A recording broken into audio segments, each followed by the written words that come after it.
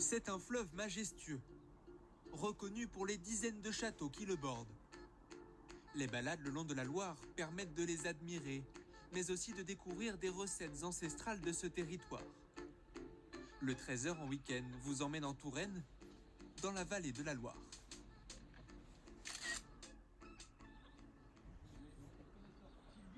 Le fleuve Royal et ses monuments, un point de passage plébiscité par les touristes à vélo, comme ces cyclistes suisses.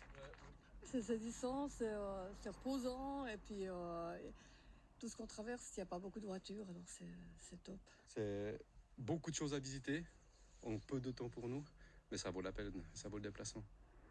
Peter et Bojan, eux, viennent de Slovénie. Pour traverser la France d'ouest en est, ils sillonnent les près de 300 km de la vallée de la Loire. La piste cyclable est vraiment bien aménagée ici. Les paysages sont très jolis, l'histoire est incroyable et il y a du bon vin. Ils pourront s'arrêter quelques kilomètres plus loin pour déguster des produits du terroir, à Rivaren et sa maison de la poire tapée. Vous avez des petits morceaux de poire sèche. Une gourmandise du 19e siècle, réhabilitée à la fin des années 80. C'est fin, quand on croque, on retrouve les petits grains de la poire, c'est très agréable. C'est pas sucré, c'est surprenant en bouche. On a le goût de la poire, mais c'est vraiment subtil. Au sirop, en confiture ou avec un aspect de fruits secs, la poire tapée se décline sous plusieurs formes. De quoi l'utiliser dans de nombreuses recettes de cuisine. Ça accompagne très bien un plat. Dans du vin rouge avec des magrets de canard ou avec du gibier, ça fonctionne très bien. Dans du vin blanc avec des filets mignons, de la volaille. Chaque année, c'est une poignée de bénévoles qui se mobilisent pour récolter les poires dans les vergers. Avec au final 600 kilos de la spécialité de Touraine qui sortent du four de Sébastien Dagnou, le dernier producteur de poires tapées. Alors on les tape pas forcément, plutôt on va les écraser. Et en faisant cette action, on va chasser l'air qui reste au niveau des pépins. Donc plus d'eau, plus d'air. Et c'est comme ça que la poire peut se conserver tant qu'on veut. La fabrication est minutieuse. Chaque poire est manipulée 14 fois pour obtenir son aspect déshydraté. À chaque fournée, comptez une semaine de travail. Si jamais on va trop vite, on va cuire la poire. Et là, la poire, elle est cuite, elle est terminée. C'est terminé pour elle. Ce qu'on veut, nous, c'est juste la déshydrater. Donc, du coup, on est obligé de respecter les températures, on ne peut pas aller plus vite. Par le passé, les poires s'exportaient via la Loire par des bateaux, appelés tout cabanés. Aujourd'hui, on les retrouve encore sur le fleuve, mais cette fois, pour profiter du paysage. Ces locaux apprécient ce nouveau point de vue. On passe sur la route, on la voit pas, en face on la voit pas, il n'y a que si on navigue dessus qu'on peut se rendre compte un petit peu de la grandeur, quoi. Voguer le long de la Loire, c'est aussi croiser ses affluents, comme l'Indre qui coule au pied du château de Lillette. Salle à manger, elle est dédiée à Camille Claudel, dont nous avons deux des œuvres juste là-bas. Un château loué par Augusto Rodin à la fin du 19e siècle.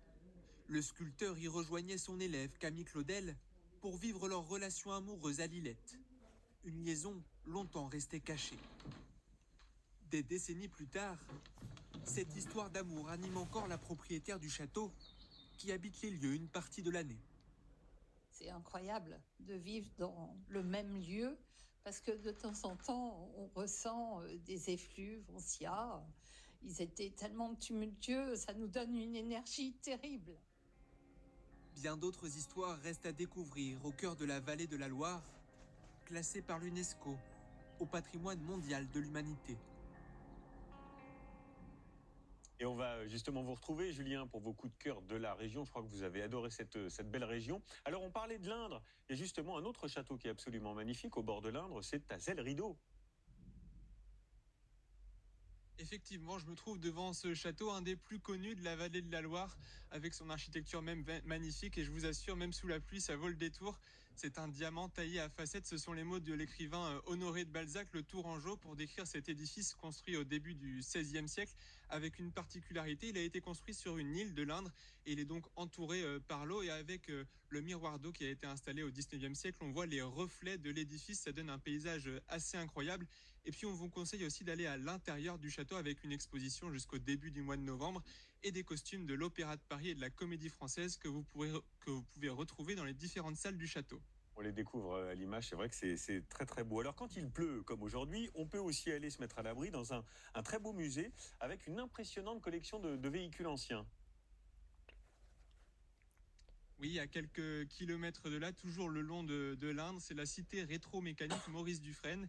Alors si vous aimez les anciennes voitures, les avions ou les objets d'époque, vous trouverez votre bonheur là-bas. Près de 3000 pièces des années 1850 à 1950 qui se trouvent dans un lieu assez insolite puisque Maurice Dufresne, un collectionneur de la région, a racheté un moulin dans les années 80 pour entreposer toutes ces trouvailles et vous aurez tout un tas d'anecdotes assez croustillantes sur ces objets aussi divers et variés. Vous avez jusqu'à fin octobre pour visiter ce musée avant la fermeture pour l'année 2024. Bien, merci mon cher Julien pour ces coups de cœur et cette belle découverte.